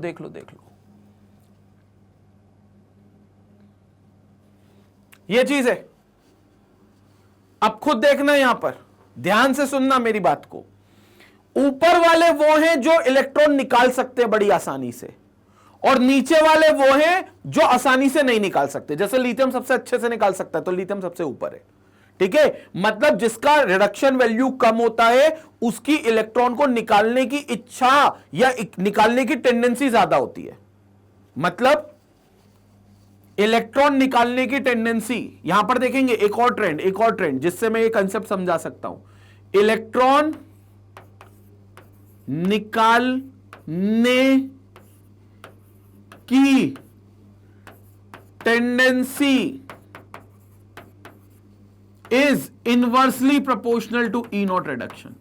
सारे जो टर्म्स और ट्रेंड्स होंगे ना, वो ई नॉट रिडक्शन में ही लिखे जाएंगे भाई, ई नॉट रिडक्शन के टर्म्स में ही लिखे जाएंगे, क्योंकि हमारे पास जो वैल्यू है वो ई नॉट रिडक्शन की वैल्यू अल्टीमेटली। तो सारे टर्म, सारी चीजें ई नॉट रिडक्शन में निकालेंगे। तो ई नॉट रिडक्शन वैल्यू अगर कम है, जैसे लिथियम की सबसे कम है, तो इसका मतलब वो रिड्यूस खुद को अच्छे से नहीं कर रहा है, तभी तो वैल्यू कम रख रहा है रिडक्शन पोटेंशियल। मतलब वो खुद को अच्छे से ऑक्सीडाइज कर रहा है, उतने ही अच्छे से वो ऑक्सीडाइज कर रहा है, मतलब उतने ही अच्छे से वो इलेक्ट्रॉन निकाल रहा है। तो इलेक्ट्रॉन निकालने की tendency will be inversely proportional to E not reduction. Clear हो गई ये बात? पहले इसका स्क्रीनशॉट लो। ठीक है, अब ऊपर वाले इलेक्ट्रॉन अच्छे से निकाल रहे, नीचे वाले नहीं निकाल रहे। ठीक है, तो अगर मुझे एक सेल बनाना है तो उसमें मैं कैथोड और एनोड कौन लूंगा, ये मेरे को बिल्कुल क्लियर है। जो इलेक्ट्रॉन निकालेंगे अच्छे से वो एनोड बनेंगे, और जो इलेक्ट्रॉन गेन करेंगे अच्छे से वो कैथोड बनेंगे। जो ऑक्सीडाइज कर सकते हैं अच्छे से वो एनोड बनेंगे, जो रिड्यूस कर सकते हैं खुद को अच्छे से वो कैथोड बनेंगे। अब कौन इलेक्ट्रॉन निकाल सकता है अच्छे से? ऊपर वाले, जिनका ई नॉट रिडक्शन कम है। और कौन इलेक्ट्रॉन गेन कर सकता है फिर अच्छे से? वो जो अच्छे से निकाल नहीं सकता। कौन नहीं निकाल सकता? जिनका रिडक्शन पोटेंशियल ज्यादा है। तो रिडक्शन पोटेंशियल जिनका ज्यादा है वो इलेक्ट्रॉन अच्छे से नहीं निकाल सकते। तो फिर क्या होंगे? नीचे वाले वो मेटल्स होंगे। मतलब सेल का पोटेंशियल निकालने के लिए, ध्यान देंगे यहां पर, मतलब सेल का पोटेंशियल निकालने के लिए, सेल का पोटेंशियल निकालने के लिए, सेल का पोटेंशियल निकालने के लिए ध्यान से सुनना, हम करते तो क्या है फॉर्मूले में, E naught cathode minus E naught anode, right. अब कैथोड कौन बनेगा? जो इलेक्ट्रॉन आसानी से गेन कर सके, मतलब अच्छे से नहीं निकाल सके। बोले तो कौन होंगे? अच्छे से ना निकालने वाले, जिनका रिडक्शन वैल्यू ज्यादा होगा, मतलब नीचे वाले, जिनका ई नॉट रिडक्शन वैल्यू ज्यादा होगा। और नीचे वाले ऊपर वाले भी छोड़ो, जिनका ई नॉट रिडक्शन वैल्यू ज्यादा होगा, क्योंकि ये नीचे वाले ऊपर वाले तो फिर बदल जाएंगे ना, अगर मैंने पैटर्न ट्रेंड बदल दिया तो। अभी इंक्रीजिंग ऑर्डर है रिडक्शन पोटेंशियल का, डिक्रीजिंग कर दिया तो ऊपर नीचे वाले उल्टे हो गए। तो तुम उसमें कंफ्यूज मत हो, सिंपल, कौन इलेक्ट्रॉन गेन करेगा? जो अच्छे से निकाल नहीं सकता। कौन निकाल नहीं सकता? जिसका रिडक्शन पोटेंशियल ज्यादा होगा। तो मतलब सेल पोटेंशियल, देखते चलो देखते चलो देखते चलो, सारे कंफ्यूजन एक बार में दूर। Cell potential will be equal to ज्यादा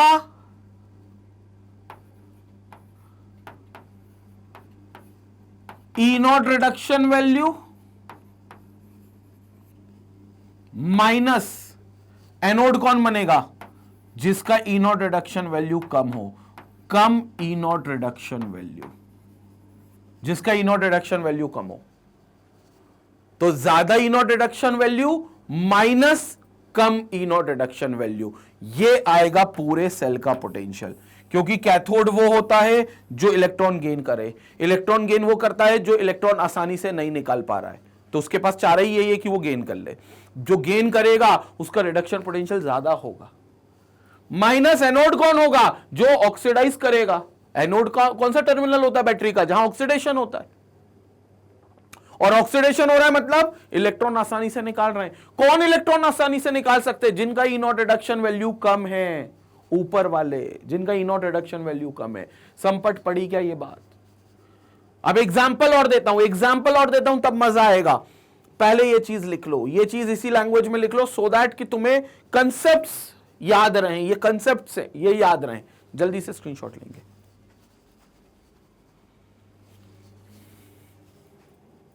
नाउ डेनियल सेल पकड़ो डेनियल सेल। फॉर्मूला याद रखना, फॉर्मूला एक ही है, सेल पोटेंशियल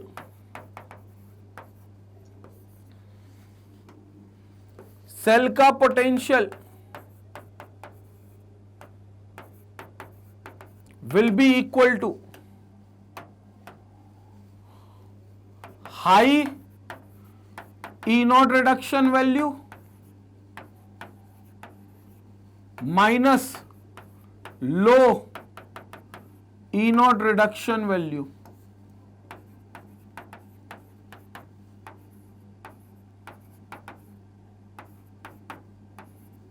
क्लियर? बस यही सेल पोटेंशियल है। तो देखते हुए चलेंगे, यहां पर अब देखते हुए चलेंगे। डेनियल सेल के लिए कैसे निकाला है? डेनियल सेल का पूरा cell potential, this is cell potential for Daniel cell. कैसे निकलेगा cell potential for Daniel cell? किसका होता है डेनियल सेल? जिंक का और कॉपर का। अब मुझे नहीं पता कौन एनोड और कौन कैथोड।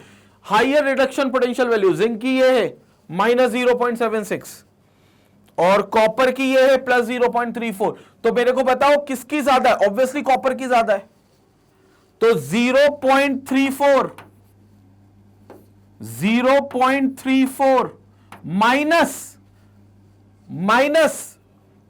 माइनस किसकी? कम वाली। लो ई नॉट रिडक्शन वैल्यू किसकी है? जिंक की। जिंक की कितनी है? -0.76। कितना आ गया? 0.34 प्लस 0.76 वोल्ट। कितना आ गया? 1.1 वोल्ट। समझ में आया? समझ में आया? इसको मैं ऐसा भी लिखवा सकता था, नीचे वालों का पोटेंशियल माइनस ऊपर वालों का पोटेंशियल। लेकिन मुझे नहीं पता ना कि तुम इंक्रीजिंग ऑर्डर में ही रिडक्शन पोटेंशियल लिखोगे। अगर इंक्रीजिंग में लिखोगे तो मैं लिख सकता था नीचे वाला माइनस ऊपर वाला, लेकिन अगर डिक्रीजिंग कर दिया तो फिर तुम गलत कर दोगे। इसलिए नीचे और ऊपर वाला फंडा ही हटाओ। सिंपल क्या याद रखो?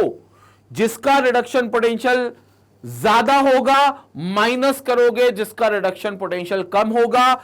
और फिर अगर रिडक्शन पोटेंशियल खुद माइनस में तो फिर वो माइनस माइनस प्लस भी हो सकता है, और ये आपको पूरा सेल का पोटेंशियल देगा। जैसे कि यहां 1.1 वोल्ट आ गया, जो डेनियल सेल का पोटेंशियल आता भी था।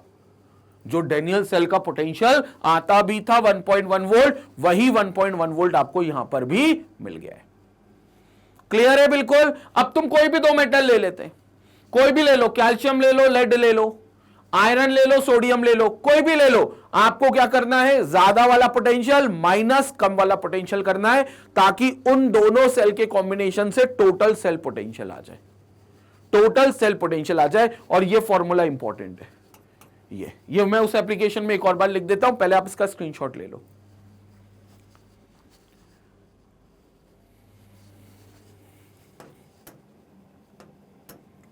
ठीक है?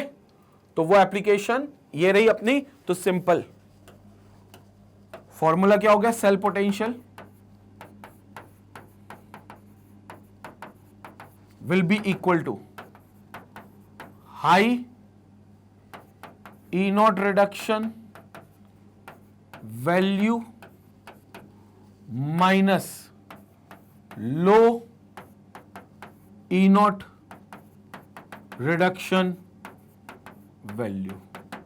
बस ये फॉर्मूला है जो आपको सेल पोटेंशियल निकालने में मदद करेगा। सिंपल। ऑक्सीडाइजिंग और रिड्यूसिंग का हम रामबाण दे चुके, ये तीसरा रामबाण, ये तीसरी चीज जो आपको काम करेगी सेल पोटेंशियल के लिए। बस नीचे वाला ऊपर वाला भाड़ में जाइए बात। सेल हाई रिडक्शन वैल्यू जिसकी है माइनस कर देना लो ई नॉट रिडक्शन वैल्यू, और इसमें से अगर खुद एक कोई माइनस है तो फिर ये माइनस उसके साथ मिलकर ये वाला प्लस हो जाएगा। ये अगर माइनस है तो ये तो फिर यहां माइनस अलग से आएगा ही आएगा। क्लियर है? वो फिर मैथ से आपका स्क्रीनशॉट ले लो, फिर हम थर्ड एप्लीकेशन पे भी जाते हैं।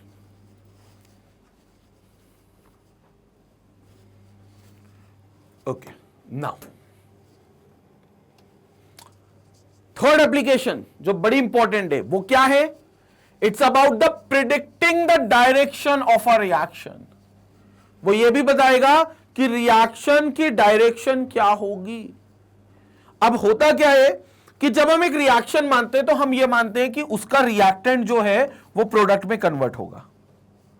हम ये मानते हैं कि भैया उसका जो रिएक्टेंट है वो प्रोडक्ट में कन्वर्ट होगा। कैसे? रिएक्टेंट्स रिएक्ट करते हैं और प्रोडक्ट में जाते हैं।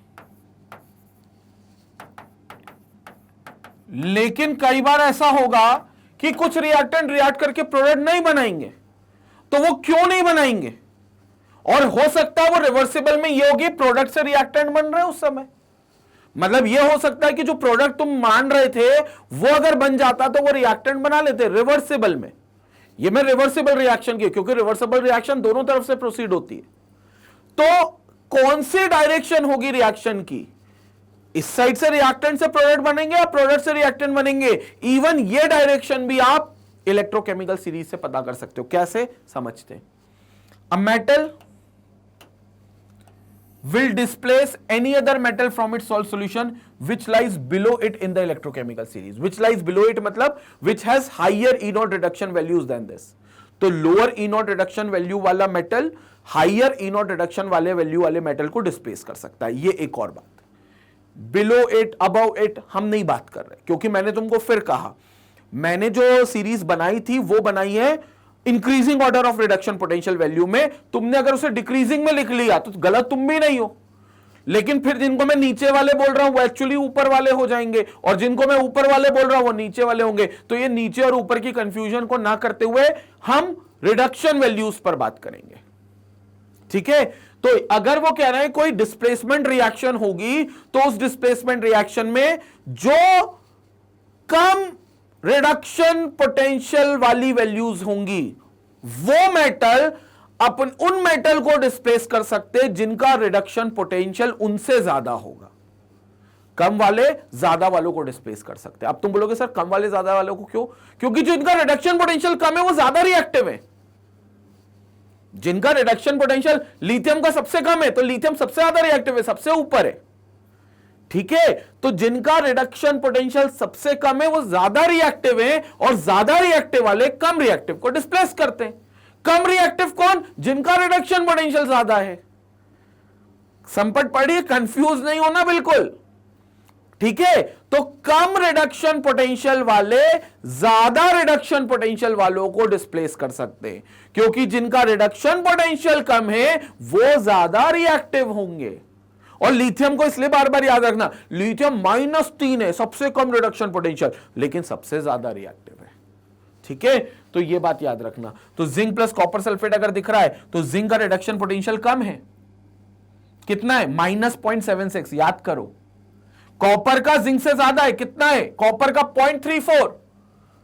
तो कम वाला ज्यादा को कर देगा, मतलब क्योंकि कम रिडक्शन वाला ही ज्यादा रिएक्टिव है तो कम वाला डिस्प्लेस कर देगा। तो जिंक डिस्प्लेस कर देगा कॉपर को, तो फिर कॉपर लात खाकर अलग निकल जाएगा, तो जिंक बन जाएगा सल्फेट के साथ जिंक सल्फेट, कॉपर लात खा के अलग हो जाएगा। ये देखो -0.76 जिंक का है और कॉपर का 0.34 है। क्लियर हो गया? तो रिडक्शन पोटेंशियल कॉपर का ज्यादा और जिंक का कम है, तो जिंक का कम है तो वो कॉपर को डिस्प्लेस कर सकता है। तो ये बात भी लिख लो यहां पर। क्या?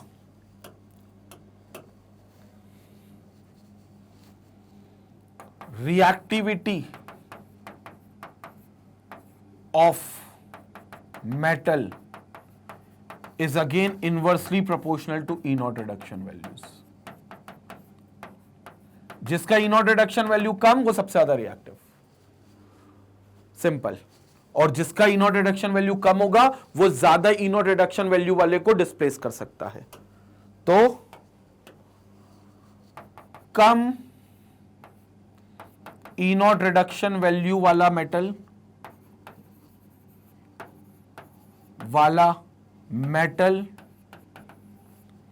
ज्यादा ई नॉट रिडक्शन वैल्यू वाले मेटल को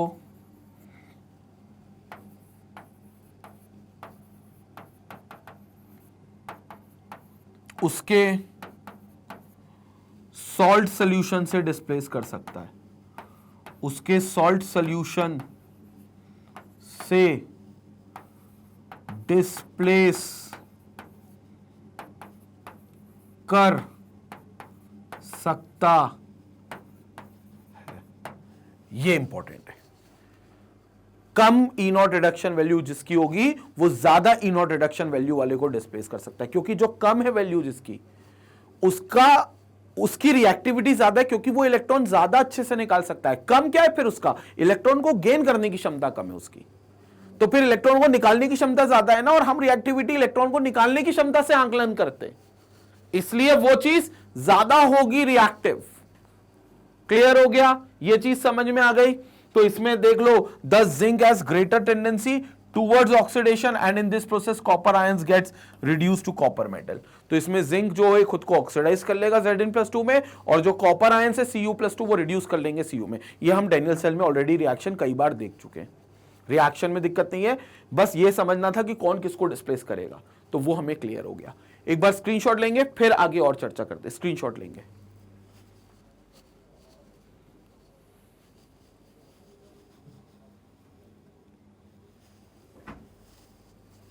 okay, now next.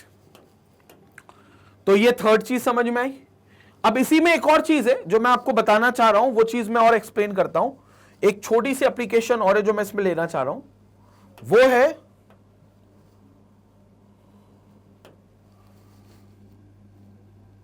Metal. Fourth application है मेटल्स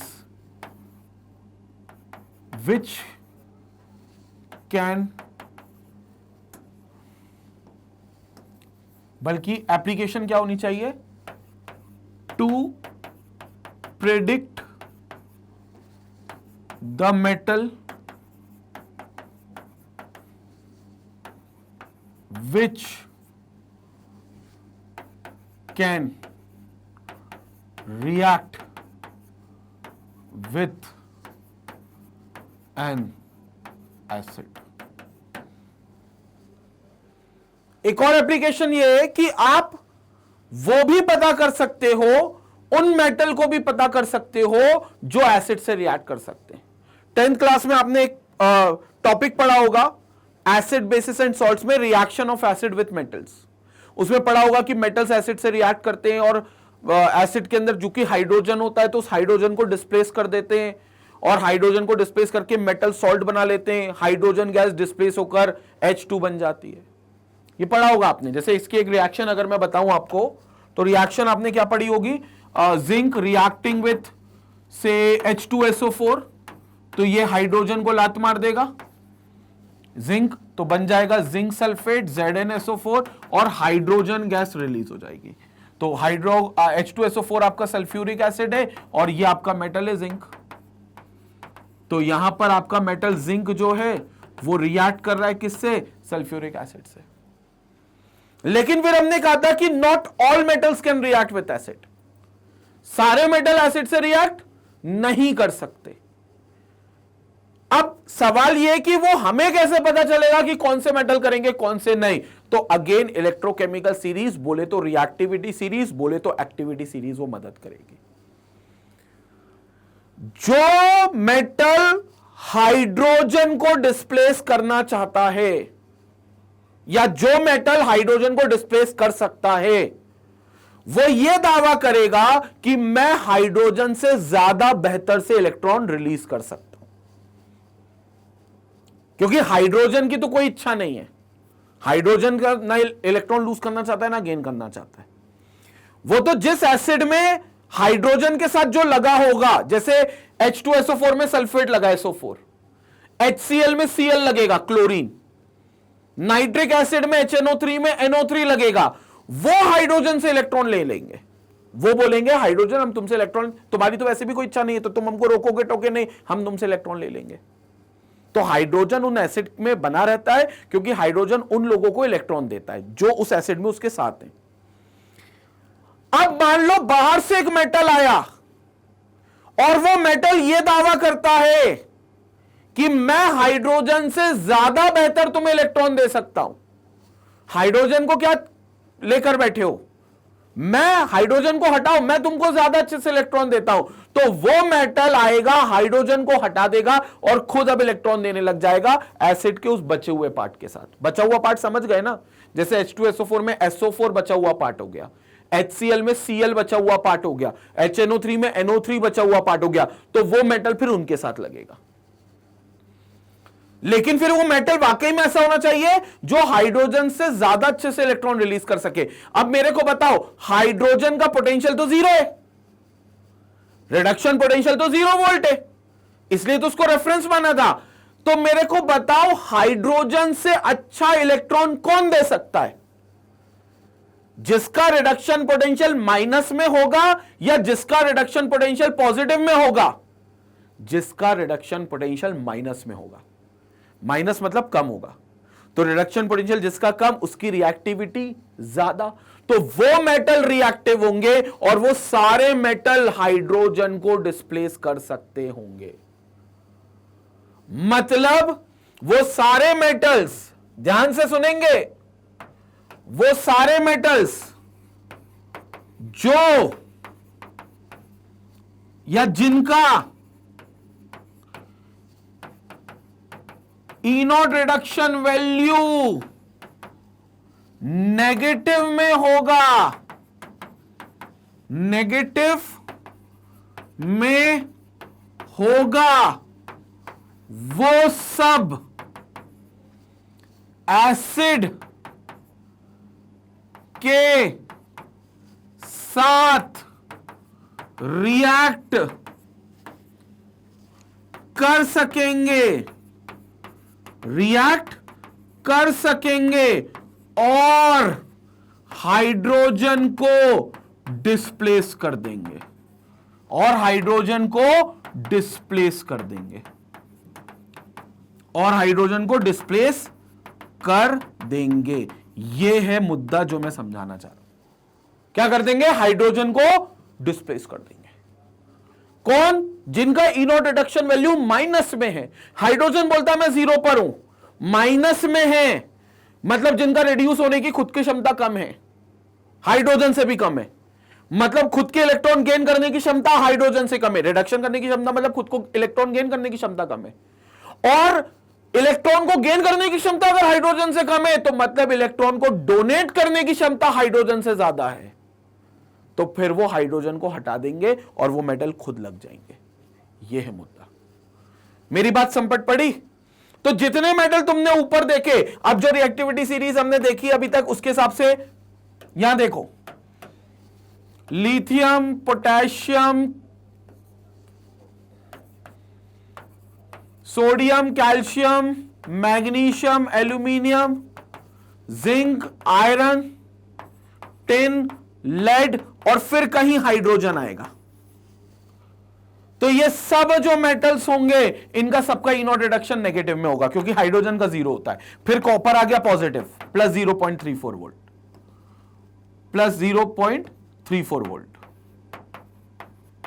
फिर पॉजिटिव चालू, हाइड्रोजन 0, मतलब इसके पहले सबका रिडक्शन पोटेंशियल नेगेटिव में था, सबका रिडक्शन पोटेंशियल नेगेटिव में था। तो ये सारे मेटल हाइड्रोजन को लात मार सकते हैं क्योंकि ये दावा करते हैं कि हम हाइड्रोजन से बेहतर ढंग से इलेक्ट्रॉन रिलीज कर सकते हैं। ये दावा करते हैं कि हम सब हाइड्रोजन से बेहतर ढंग से इलेक्ट्रॉन रिलीज कर सकते हैं। तो एसिड से हाइड्रोजन को हटा देंगे पूरी तरीके से और मेटल ये खुद लग जाएंगे। कौन? ये सारे मेटल जिनका E0 रिडक्शन वैल्यू नेगेटिव है। अगेन मैं ये नहीं कह रहा कि हाइड्रोजन से ऊपर वाले, अदरवाइज तुम बुक में पढ़ोगे तो लिखा है हाइड्रोजन से जितने भी ऊपर मेटल्स हैं वो सब डिस्प्लेस कर सकते हैं, तो वो सब एसिड के साथ रिएक्ट करेंगे। लेकिन ऊपर वाले कब? जब रिडक्शन पोटेंशियल इंक्रीजिंग ऑर्डर में लिखा हो, बढ़ते हुए क्रम में लिखा हो, तब ऊपर वाले कह सकते हो। लेकिन मान लो तुमने घटते क्रम में लिख दिया हो तो फिर तुम ऊपर वाले कह दोगे तो गलत हो जाओगे। इसलिए ऊपर वाला नीचे वाले का लफड़ा हम नहीं रखेंगे, बार बार बोल रहा हूं, हम रखेंगे नेगेटिव ई नॉट रिडक्शन या पॉजिटिव ई नॉट रिडक्शन। तो यहां पर कौन से मेटल रिएक्ट कर सकते हैं एसिड से और हाइड्रोजन को डिस्प्लेस कर सकते हैं? वो मेटल जिनका ई नॉट रिडक्शन वैल्यू नेगेटिव में है, माइनस में है। कंसेप्ट क्लियर है? ये है हमारी फोर्थ एप्लीकेशन, मेटल जो एसिड के साथ रिएक्ट करेगा उसकी प्रेडिक्शन करना, और ये था हमारा फोर्थ पार्ट। क्लियर हो गया? जल्दी से इसका स्क्रीनशॉट ले, फिर हम वीडियो को कंक्लूड करते हैं। स्क्रीनशॉट लेंगे इसको। तो ये रामबाण तुम्हें समझ में आ रहा है भैया? एग्जाम में ये रामबाण जो मैं तुमको दे रहा हूं यही काम करेंगे, तुम लिख लो। तुम अभी कोई कॉम्पिटेटिव एग्जाम की बुक लगा लो, निकाल लो अभी बुक को, क्वेश्चन लगाने बैठ जाओ, यही रामबाण से तुम्हारे वो सवाल हल होंगे जो रामबाण मैं दे रहा हूं। ये रामबाण चौथा या पांचवा रामबाण है ये, मतलब रामबाण समझ गए ना? ये वो सारी ट्रिक्स और टिप्स दे रहा हूं जो कंफ्यूज करते हैं बाकी बच्चों को। और हो सकता है तुम थ्योरी पढ़ो या कोई वीडियो फॉलो करो या यही वीडियो बार बार देखो तो शायद तुम्हें भी वो कंफ्यूजन हो सकती है कि यार क्या होगा, कौन ऑक्सीडाइजिंग कौन रिड्यूसिंग। तो तुम बात करो ई नॉट रिडक्शन वैल्यू के पॉजिटिव और नेगेटिव टर्म्स में, और मैंने सारे ट्रेंड तुम्हें ई नॉट रिडक्शन वैल्यू के दम पर बताएं, या तो उनके पॉजिटिव और नेगेटिव पर बताएं या फिर ई नॉट रिडक्शन के बढ़ते घटते क्रम पे बताएं। वही चीज याद रखना, वही चीज आपकी एप्लीकेशन बनेगी, और यही एप्लीकेशन है इलेक्ट्रोकेमिकल सीरीज की। क्लियर हो गया स्टूडेंट? तो ये हमने अभी आज का वीडियो यहां पर समाप्त होता है। अब अगले वीडियो में जो हम लोग बात करने वाले हैं, अगले वीडियो में जो हम लोग बेसिकली बात करने वाले हैं, अगले वीडियो में हम लोग बात करेंगे जो नर्स्ट इक्वेशन है उसकी। नर्स्ट इक्वेशन में क्या होगा, जब हम इलेक्ट्रोड पोटेंशियल अभी तक निकालते थे तो हम एसटीपी कंडीशन पे निकालते थे, मतलब स्टैंडर्ड टेम्परेचर और प्रेशर की कंडीशन, जिसमें टेम्परेचर 273 केल्विन होना चाहिए, कंसंट्रेशन 1 मोलार होना चाहिए, प्रेशर 1 atm होना चाहिए। लेकिन क्या ये कंडीशन हर बार मेंटेन रखना आसान है क्या? क्या आप फैक्ट्री इंडस्ट्री जहां हजारों लोग काम कर रहे हैं, जहां बड़ी बड़ी मशीन चल रही है, बड़ी बड़ी हीट प्रोड्यूस हो रही है, क्या आप वहां ये टेम्परेचर मेंटेन कर सकते हो? क्या नहीं कर सकते? तो आप नॉर्मल टेम्परेचर पे फिर इलेक्ट्रोड पोटेंशियल नहीं निकाल सकते क्या? गलत बात, निकाल सकते हो आप। तो वो नॉर्मल टेम्परेचर बोले तो हमारे यहां नॉर्मल कितना है? 25 डिग्री, 298 केल्विन। तो 298 केल्विन पर, और कंसंट्रेशन भी जरूरी नहीं कि 1 मोलार है, वो भी चेंज हो जाए। तो अगर ये कंडीशन एसटीपी की बदल गई, टेम्परेचर 273 की जगह 298 हो गया, कंसंट्रेशन 1 मोलार की जगह कुछ और हो गया, तो फिर इलेक्ट्रोड पोटेंशियल कैसे निकालेंगे वो हमें नर्स्ट इक्वेशन बताएगी, और उस नर्स्ट इक्वेशन को हम अगले वीडियो में देखेंगे। क्लियर हो गया? तो वो नर्स्ट इक्वेशन हम अगले वीडियो में देखेंगे। magnetbase.com पर जाकर आप ये सारे वीडियोस को एक्सेस भी कर सकते हो, जिनकी एक ऑर्गेनाइज प्लेलिस्ट बनी है, प्रॉपर प्लेलिस्ट बनी है। इस प्लेलिस्ट को आप एक्सेस कर सकते हो, क्योंकि देखो YouTube में 2-3 दिक्कतें। पहली दिक्कत क्या है कि YouTube में आपको प्रॉपर प्लेलिस्ट नहीं मिलती कई बार, क्योंकि आपको एक टॉपिक आप सर्च करते हो, वो टॉपिक आपके सामने उस टॉपिक का वीडियो आ जाता है, लेकिन उस टॉपिक के आगे पीछे क्या पढ़ना है ये आपको नहीं पता चलता। तो आप जब magnetbase.com पर जाओगे तो आपको एक प्रॉपर प्लेलिस्ट मिलेगी, आपको ऐसे आइकन्स मिलेंगे सारे फैकल्टीज के, सब्जेक्ट के, क्लास के। उसमें मेरा भी आइकन होगा, class 12th chemistry part 1 part 2 का।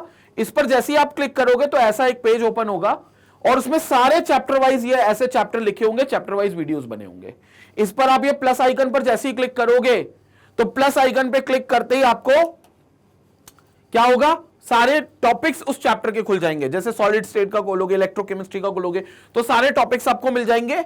जैसे आप किसी टॉपिक को करोगे तो आपको इस तरीके से वीडियो मिलेगा, बड़ा स्मूथली रन होगा।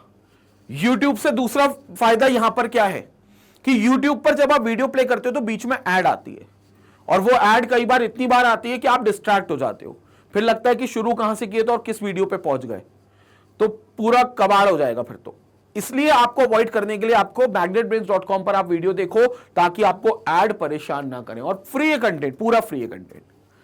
सेकेंड चीज, आपको पता है मैग्नेटब्रेन्स का हिंदी चैनल लॉन्च हो गया, तो उन बच्चों के लिए जो हिंदी मीडियम से हैं, जिनको ये दिक्कत होती थी कि सर हमें समझ में तो सब कुछ आता है, लेकिन हमें जो टर्म्स होती है हिंदी की, प्रॉपर हिंदी की, वो टर्म्स में एग्जाम में लिखनी होती है। जैसे आटम, मॉलिक्यूल, कंपाउंड आप बोलते हो, लेकिन इनके हिंदी शब्दावली हमें चाहिए होती है। तो अब मैग्नेटब्रेन्स हिंदी के चैनल पर आपको सारे हिंदी के फैकल्टीज इसी हिंदी शब्दावली से पढ़ाएंगे। जल्दी से इस चैनल को सब्सक्राइब करें और उन लोगों तक पहुंचाएं जो हिंदी मीडियम के अभी भी अच्छे चैनल की तलाश में, तो उनकी तलाश खत्म होती है। मैग्नेट ब्रेन्स हिंदी के चैनल को उनको बोलो सब्सक्राइब करें। रही बात ये मेन चैनल की जहां पर मेरा वीडियो देख रहे हो, यहां पर तो केजी से लेकर 12 तक के सारे सब्जेक्ट, सारी क्लासेस के वीडियोस है। सब्जेक्ट में आप केमिस्ट्री तो देखो मिल ही रहा है, maths, physics, bio, social science. अगर कॉमर्स के सब्जेक्ट बात करूं तो accounts, economics, business studies, political science. अगर हम बात करें ईवीएस की, इनफैक्ट किंडरगार्टन के भी जितने भी सब्जेक्ट्स होते हैं, ये सबके एक्सक्लूसिव वीडियोस हैं जो एक्सपर्ट फैकल्टीज ने आपकी पढ़ाई के लिए बनाए। तो जल्दी से मैग्नेट ब्रेन्स को अभी तक चैनल को सब्सक्राइब नहीं किया तो सब्सक्राइब करें। वीडियो तो लाइक करना ही है, वीडियो को 100% सब लोग लाइक का बटन दबाएं और जितना हो सके वीडियो को शेयर करें उन लोगों के साथ जिनको अभी तक इलेक्ट्रोकेमिकल सीरीज या तो समझ में नहीं आई, या वो कंफ्यूजन है वही ऑक्सीडाइजिंग एजेंट, रिड्यूसिंग एजेंट वाली, या एप्लीकेशन को लेकर कोई पॉइंट उनको अगर नहीं समझ में आया कहीं से पढ़कर, तो ये वीडियो उनकी मदद करेगा। वीडियो उनके साथ शेयर करें। मिलेंगे अगले वीडियो में जल्दी, तब तक अपना ख्याल रखें। मैग्नेट ब्रेन्स को इसी तरीके से सपोर्ट देते रहे और मैग्नेट ब्रेन्स के साथ अपनी पढ़ाई जारी रखें। Stay connected, stay educated. Thank you.